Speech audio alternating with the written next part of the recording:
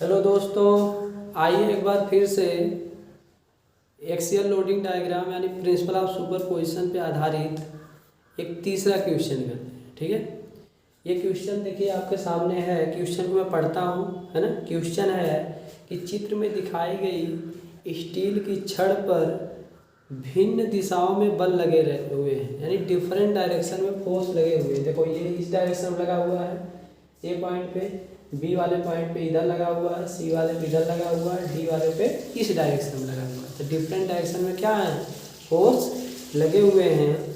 यदि छड़ का व्यास 30 mm है, यानी 30 mm है, यानी डायमीटर ऑफ जो रॉड है यानी बार है वो कितना है 30 mm, जो क्रॉस सेक्शन एरिया मैंने आपको दिखाया है। यानी एक तरह से क्या यूनिफॉर्म सेक्शन की बार है, क्या यूनिफॉर्म सेक्शन की बार है ना। स्टेप सेक्शन की बार नहीं, यानी स्टेप्ड बार नहीं है, बल्कि क्या यूनिफॉर्म सेक्शन की बार है, यानी क्रॉस सेक्शन एरिया सब जगह समान है। एक तरह से प्रिज्मेटिक बार है। कैसा बाबू, प्रिज्मेटिक बार है। ओके, स्टील के लिए इसका ई की वैल्यू दिया है 2 × 10⁵, 2 × 10⁵ न्यूटन पर mm स्क्वायर आपका यहाँ दिया हुआ है। ठीक है, छड़ की लंबाई में परिवर्तन ज्ञात करना है। छड़ की लंबाई में परिवर्तन का मतलब क्या बाबू आपका, यहाँ पे आपको ज्ञात करना है डेल्टा एल बराबर कि इसकी लंबाई में कितना चेंजेज होगा, है ना। चेंज इन डायमेंशन की बात कर रहा है। बताइए कि छड़ की कुल लंबाई में वृद्धि होगी या कमी होगी। तो क्वेश्चन कर दिया कि वृद्धि होगी कमी होगी, यानी इलांगेशन होगा कि आपका उसमें कंस्ट्रक्शन होगा।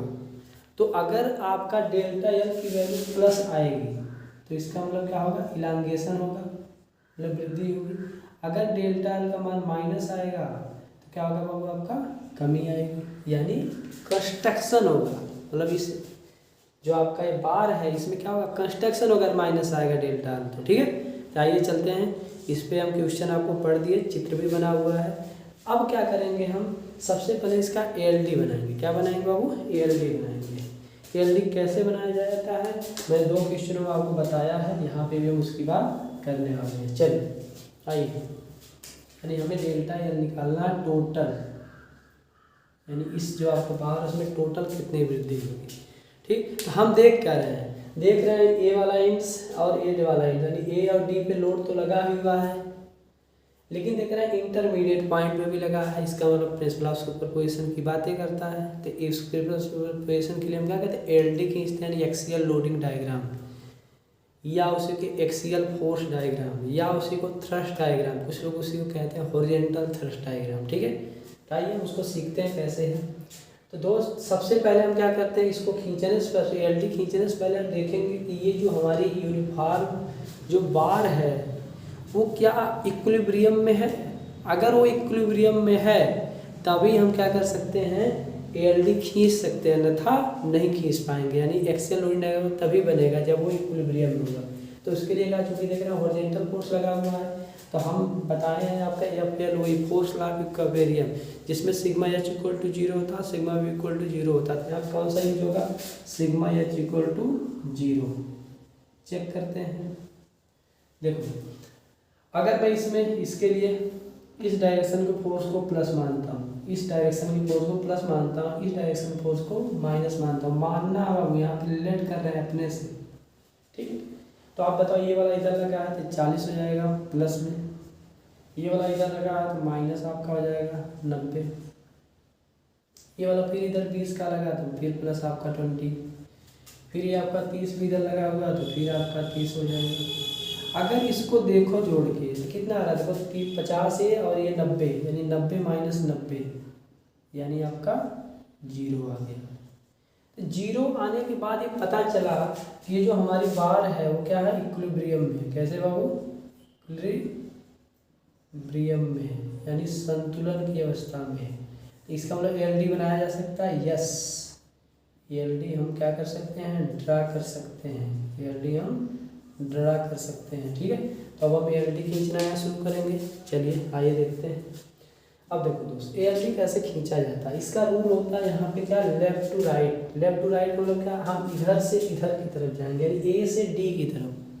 ठीक, तो देखो जो लोड होगा, जैसे A पॉइंट पे जो लोड कितना लगा है 40 किलोमीटर, तो 40 किलोमीटर इधर जो लगा होगा उसे प्लस लेंगे, बी पे देखो जैसे आपका लगा हुआ इधर की तरफ तो उसको हम माइनस लेंगे, ऐसे सी पे देखो इधर लगा हुआ तो उसको हम प्लस लेंगे, डी पे भी इधर लगा तो उसको भी प्लस लेंगे, है ना।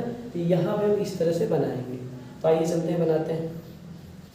तो हम देख क्या रहे हैं, ये पे इस तरह लगा। अब यहाँ पे एक यूनिट मान सकते हो, जैसे जो भी लोड है उसके हिसाब से एक स्केल मान सकते हो, जो भी आप चाहते हो, ठीक है। चलो इसको मिटा देते हैं आपको समझाने के लिए। हम स्केल मान लेते हैं, एक स्केल मान लेते हैं समझाने के लिए। अभी अब इसकी बात नहीं करेंगे, पहले हम स्केल की बात करते हैं। क्या है स्केल, वो 40 किलोमीटर, 90 किलोमीटर, 20 है, ये है, हम 20 मान लेते हैं। 20 किलो न्यूटन जो होगा वो हमारा 1 सेंटीमीटर को शो कर रहा है, ये हम स्केल मान लेंगे, ठीक। अब देखो ध्यान से, अब सारी चीज़ें हमें वर्टिकल में दिखेगी, वर्टिकल लाइन पे दिखनी है।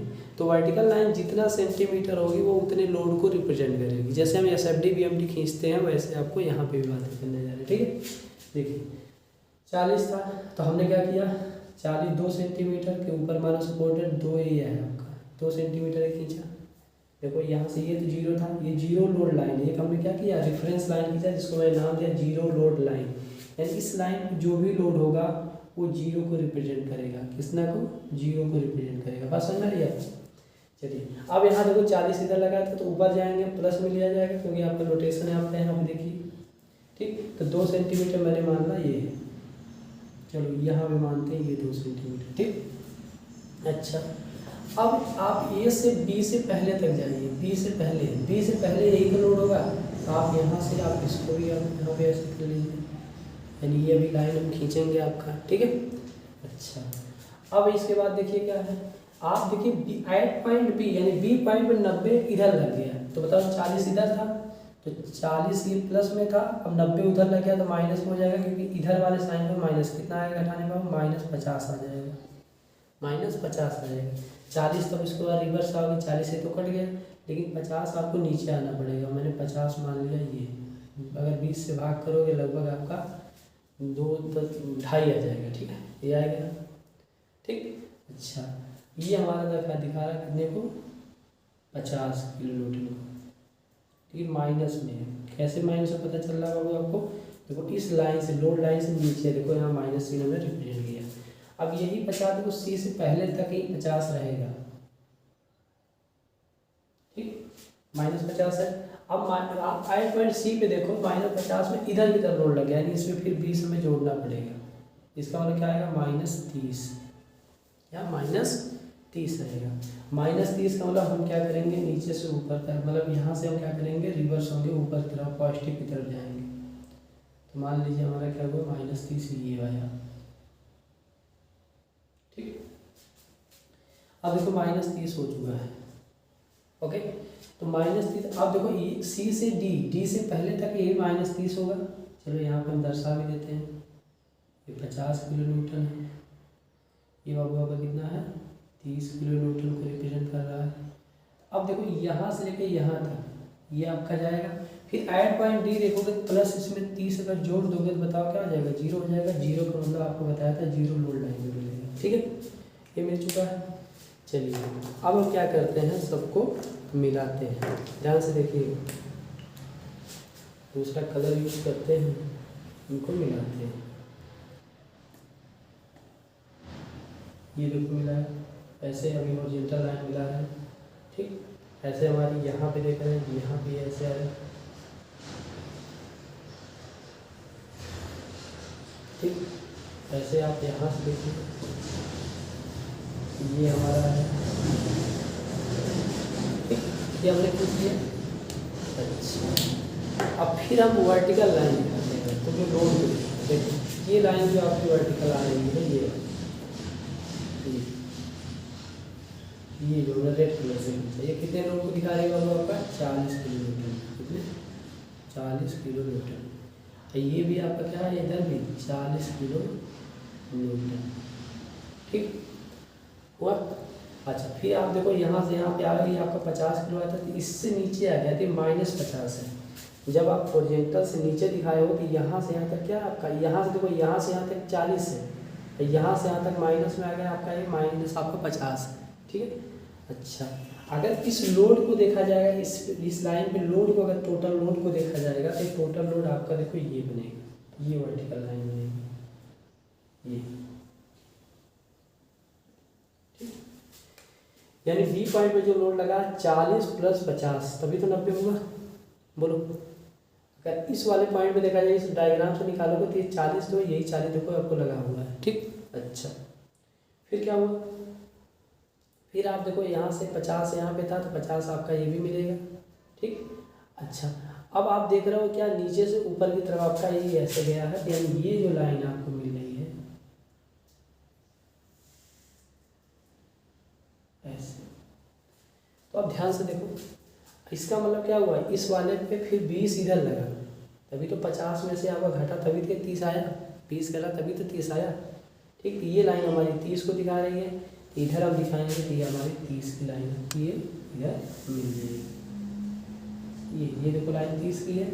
इसका मतलब पता क्या चल रहा है कि आप यहाँ से रिवर्स गए हो, 30 आपका यहाँ से हो गया, तो इसका मतलब इस पर कितना है, 50 में से अगर 30 घटा दोगे तो 20 किलो न्यूटन का रहेगा, ठीक। यानी सी पॉइंट पे लगा हुआ है, इंटरमीडिएट पॉइंट।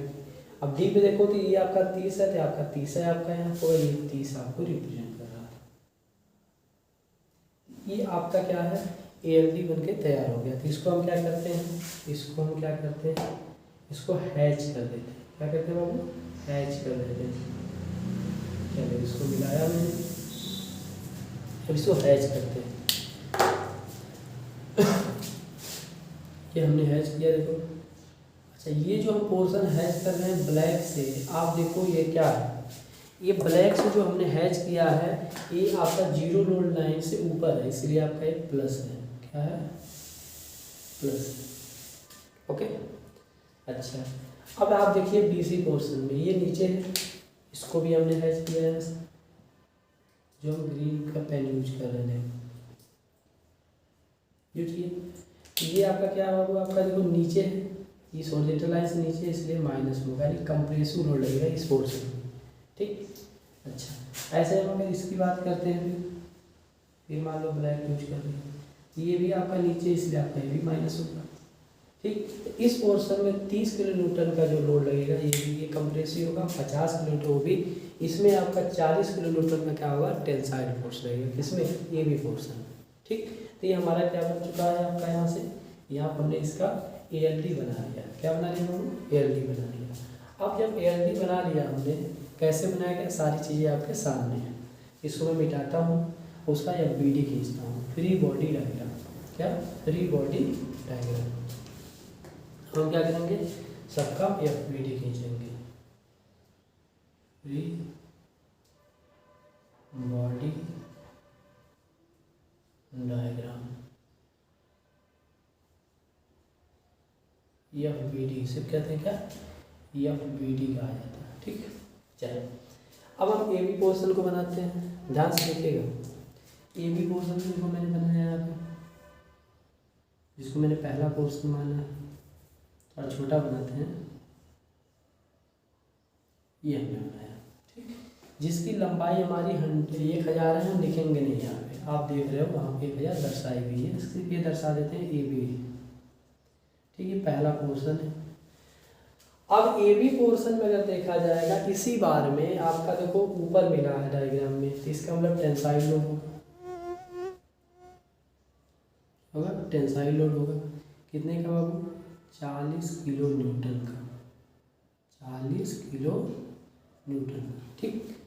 ये पहला हो गया AB पोर्शन।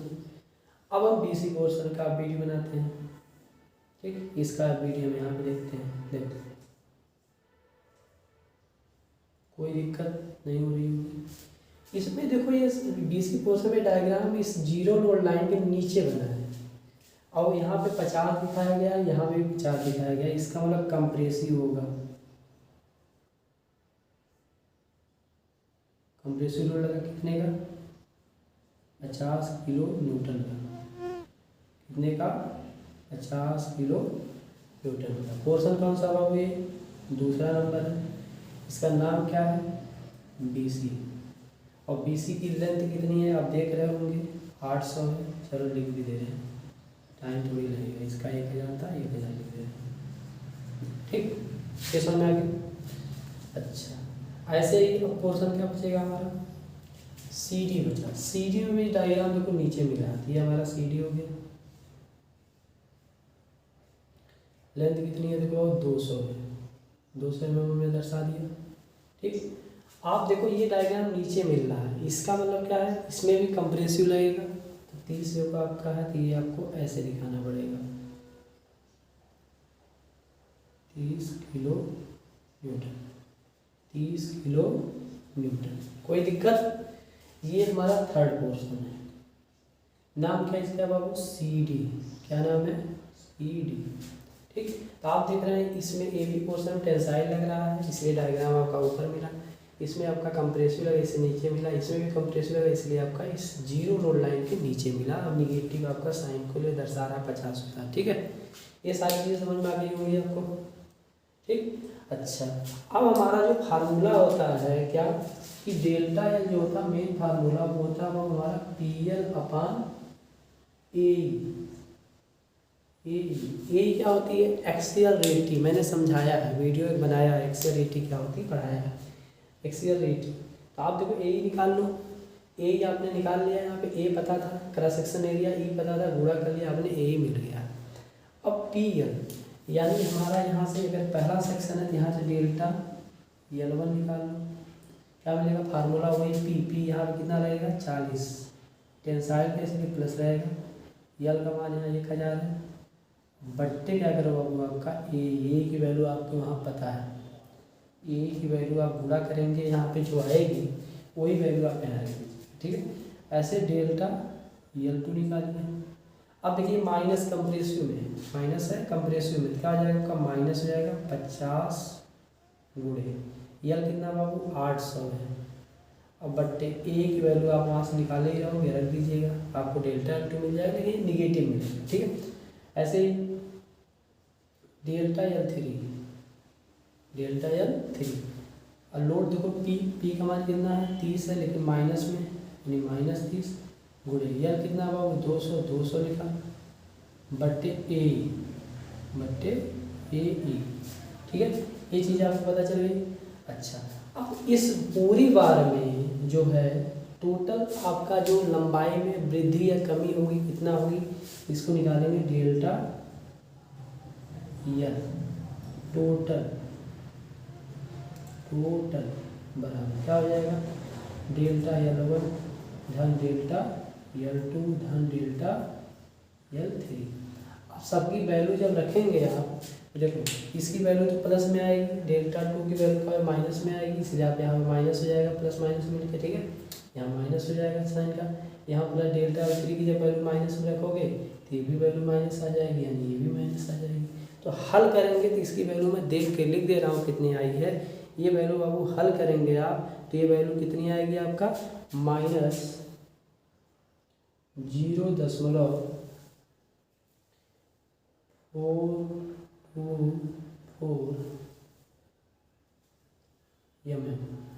सोचोगे आप कैलकुलेशन करके लिखिए बाबू, देखो कैलकुलेशन करोगे वीडियो काफ़ी लंबा बन जाएगा। आप मेरे पास कैलकुलेटर भी नहीं है, आप अपना कैलकुलेट कर लीजिएगा। प्रोसेस मैंने समझा दिया कैसे आपको बनाना। अब देखो यहाँ पे माइनस आई है ना, जब यहाँ माइनस आया है इसका मतलब क्या होगा? माइनस होने का छड़ की लंबाई में क्या होगी? कमी आएगी, छड़ की लंबाई में कमी आएगी। अब देखो ध्यान से, अब अगर आपसे कोई पूछे किस पोर्शन में, मतलब जो बार के किस पोर्शन में लोड सबसे अधिक लगा है, तो किस पोर्शन में होगा? BC में। देखो आपका लिखा है ना 50 किलो न्यूटन का लगा है, BC पोर्शन लगा है। अब किस नेचर का होगा बताओगे सर? वो कंप्रेसिव नेचर का होगा। ठीक है, अच्छा, अगर कोई पूछे किस पोर्शन में आपका मतलब क्या बोलते हैं कि जो लोड लगा है सबसे कम लगा, तो कहोगे CD पोर्शन में। किस नेचर का? कंप्रेसिव नेचर का।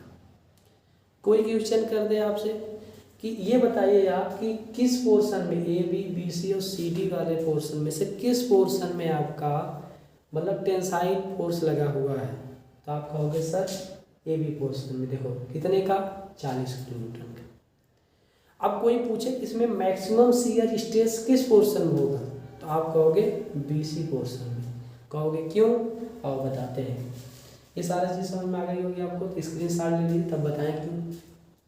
चलिए आपने ले लिया होगा, मुझे विश्वास है। ठीक, इसको मिटाते हैं। देखो क्यों उस पोर्शन में क्या बोलते हैं कि ज़्यादा स्ट्रेस लगेगा। अब बात तुम जानते हो दोस्त, स्ट्रेस बराबर होता है force upon area in equilibrium position. ये पी एक्सटर्नल फोर्स होता है, जब इंटरनल फोर्स के बराबर हो जाता है तो उसको बोलते हैं इन इक्विलिब्रियम पोजीशन। ओके, तो आप देखो लोड क्या है, अगर हम बात करते हैं यहाँ पे सबसे ज़्यादा लोड कौन सा है, यही है। अच्छा, क्रॉस सेक्शन एरिया सबके लिए समान होगा, तो बताओ क्या होता है अगर क्रॉस सेक्शन एरिया समान हो, ये का मान क्या हो जाए, कांस्टेंट हो जाए, ये का मान कांस्टेंट हो जाए, तो लोड का जो स्ट्रेस की वैल्यू है वो किस पे डिपेंड करेगी, सिर्फ आपके एक्सटर्नल फोर्स पे डिपेंड करेगी। मतलब अगर एक्सटर्नल फोर्स आपका बढ़ेगा तो आपका स्ट्रेस की वैल्यू बढ़ेगी।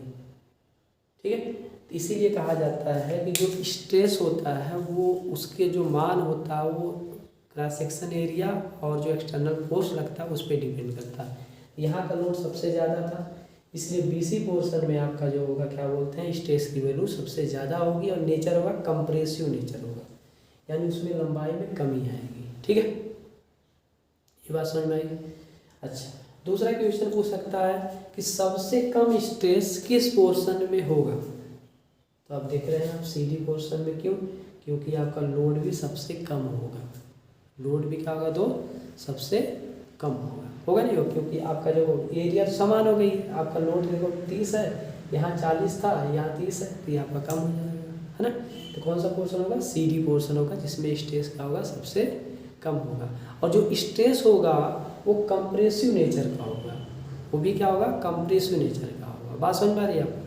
अच्छा, इसी में कोई पूछ जाए कि टेंसाइल स्ट्रेस की वैल्यू बताओ कितनी होगी, तो आपको कुछ नहीं करना है, सिग्मा टी टेंसाइल निकालना। तो देख रहे हो ए बी में आपका ऐसा हो रहा है, तो 40 बट्टे क्या हो जाएगा, जो क्रॉस सेक्शन एरिया आएगी वही क्या हो जाएगा, टेंसाइल स्ट्रेस हो जाएगा।